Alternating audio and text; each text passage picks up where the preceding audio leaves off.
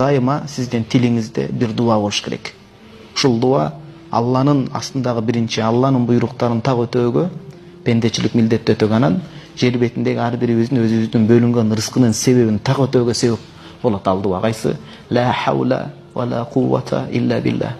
Ла хаула ва ла куввата илля биллах деген дуа канча деген балампай ооруга шифа. La havle ve la kuvvete illa billahi деген сөздү көп айтып жүрө турган болсо, анда бул адамдар ойлоп болгон күтпөгөн ийгиликтерге дүйнө акыретте жетет деген маани келип чыгат. Бул деген Кудайга таянуу деген сөз. Айтат, la havle ve la kuvvete illa billah'ni aytkan kişi gıjalat bolgonda men taң kalam deydi. La havle ve la kuvvete illa billah'ni aytıp жүрөт, tilinde la havle ve la kuvvete illa billah dagы ne üçün gıjalat bolot men taң kalam deydi.